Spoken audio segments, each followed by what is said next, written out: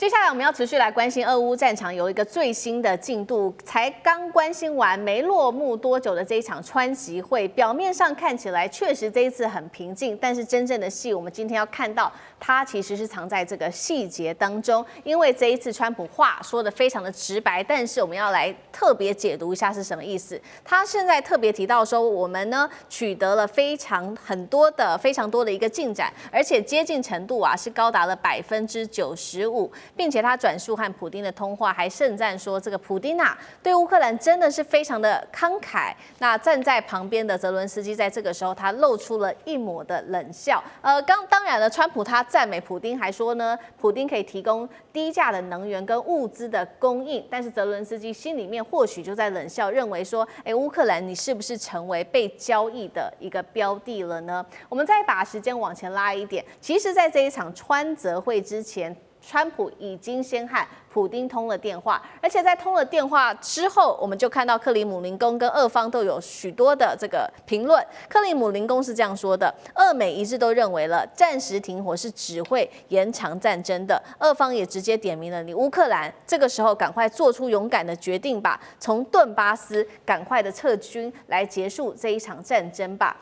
所以特别要来请教委员怎么看了？从这一次双普的通话到这一场会面，川普的态度是不是已经表明得非常的清楚了？泽伦斯基的冷笑又代表什么？委员怎么看？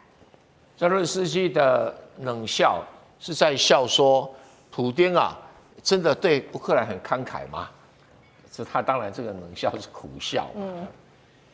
其实重点不在他们怎么谈话，也不在怎么通电话，而是什么？双方面的武力在战场上决定的结果。如果今天你这个普丁的军队没有打下很大片的土地，这个川普会找你谈判吗？不会啊。而川普最担心的是什么？乌克兰被打残啦，乌克兰被打挂啦，到时候欧洲即使想要把乌克兰作为一个中立缓冲区，也没那个本事啊。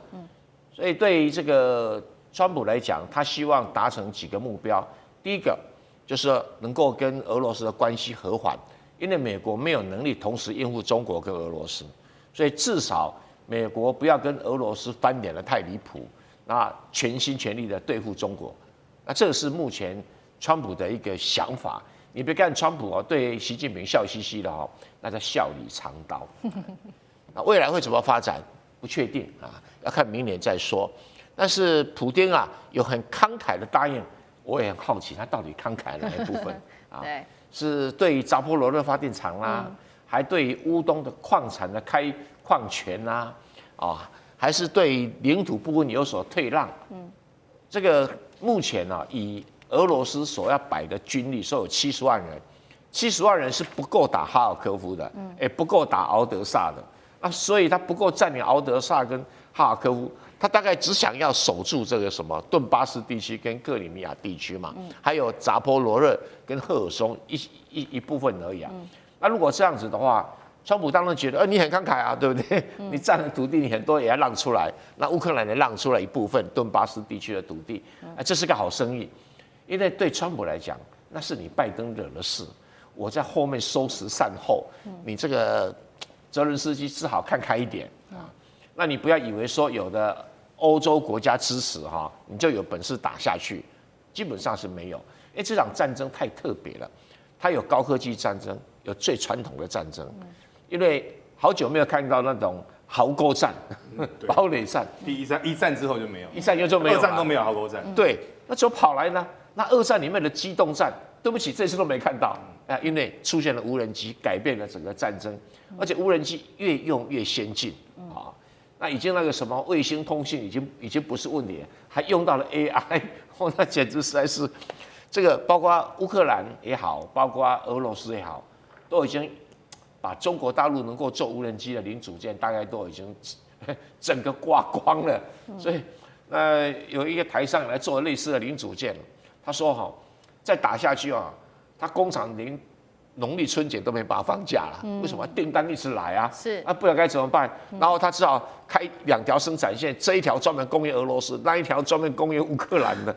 我说，你到底站哪一边？他说我站中间，站前那一边的，站前那一边。说他今年已经赚到不晓得自己姓什么了。我说他真的很夸张，说无人机的消耗量啊，就跟炮弹一样啊，比炮弹还密集啊，对，都当做消费品这样在撒。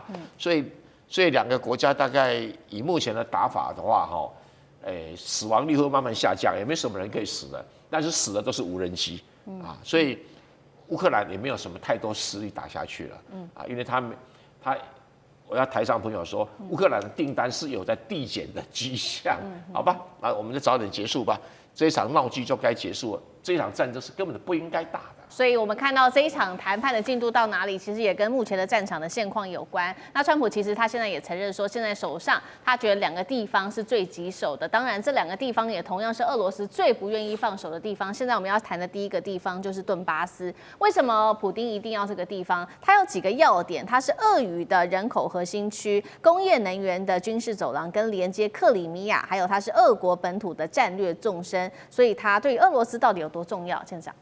我们看到啊，这个所谓的顿巴斯地区，其实就是卢甘斯克跟顿内茨克2个地方。其实卢甘斯克打下来的百分比比较高啊，那顿内茨克大概只打下来70%几。我们一直讲到的这一个之前啊提到的这个红军城就在这个位置。是。那为什么俄罗斯非要不可？因为这个也就是当初从克里米亚那个变成俄罗斯之后，那其实那个这个乌克兰所建造的这一个堡垒城市，那如果说现在没有拿下堡垒城市的话，随时战争它还会开打的。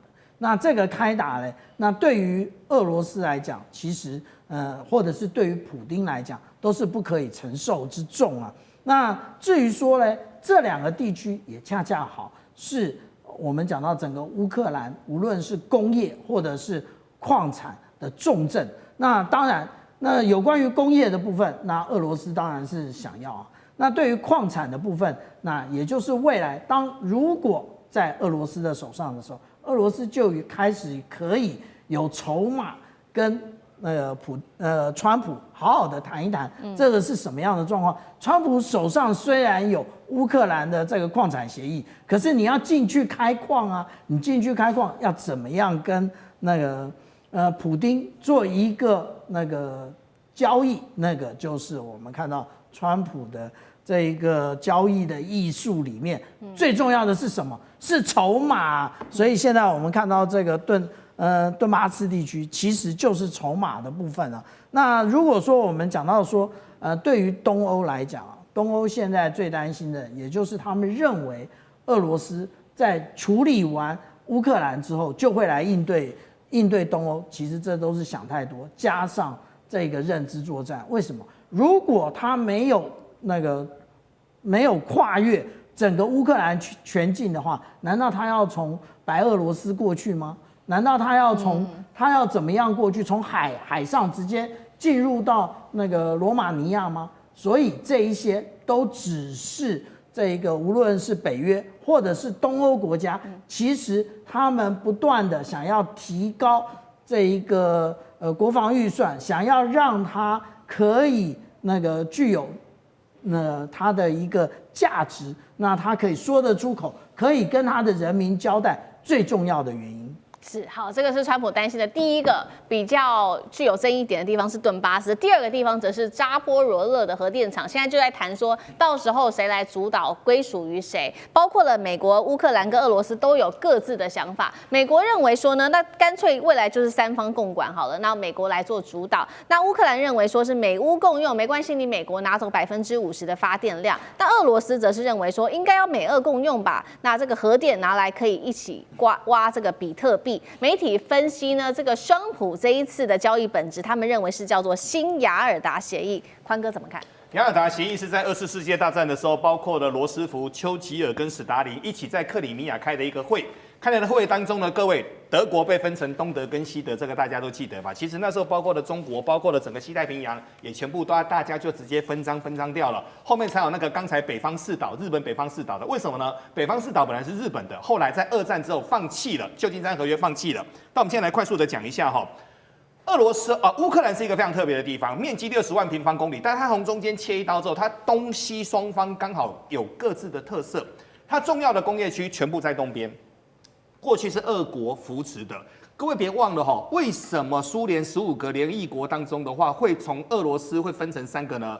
当初就是史达林要联合国的投票权嘛，所以他硬把它分成俄罗斯、白俄罗斯跟乌克兰。所以这个地方其实这个历史渊源太久了，但值钱的在哪边？值钱的在乌东、乌西那么广大的地方，各位那个叫做黑海粮仓，全世界只有3个黑色粮仓。中国东北黑色粮仓，密西西比河黑色粮仓，乌克兰，所以它产了非常多的粮食。可是各位，粮食产值不高啊。真正高的是什么？真正高的是未来是那些稀土嘛，真正高的是那些特别的矿产嘛，还有扎波罗热的电。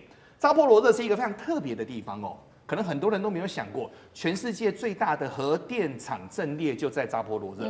扎波罗热有一条河通过，那各位都晓得，因为很担心核子电厂会产生核融合变化，所以旁边一定要有个非常大的水，要么就在河边，要么就在海边，这个是过去一贯的惯例。可是各位，扎波罗热它是6座核电厂排在一起，同时有一个最高的高炉，所以一年各位产57亿度的电。不止如此，它旁边有非常多的煤炭。所以呢，它等于什么呢？它等于是中彩券啊！为什么中彩券呢？旁边还有一个火力发电厂，这个火力发电厂一年可以产的电，据传在80万度到90万度之间。所以那个地方呢，各位富到流油，流油到什么地步呢？一部分的波兰跟一部分德国的电是从这边运送过去的。好，那现在重点来了，大家现在为了这个地方争论不休。现在各位最尴尬的是谁？泽伦斯基嘛。泽伦斯基是总统。泽伦斯基是乌克兰的发言人，可是泽伦斯基在谈论这件事情当中的话，各位一点角色都没有，他好像是一个小弟一样，就美俄双方谈好了啊，这件事情我告诉你啦，啊，看你能不能够接受。如果他不能够接受，他就很生气；啊，能够接受，他就只能苦笑。可是现在很麻烦的一点是，第一个，川普他是一个实在主义者。什么叫实在主义者呢？川普看到那种能打的，各位他不客气啊。叙利亚，你看看最近怎么样？2个美国军人阵亡。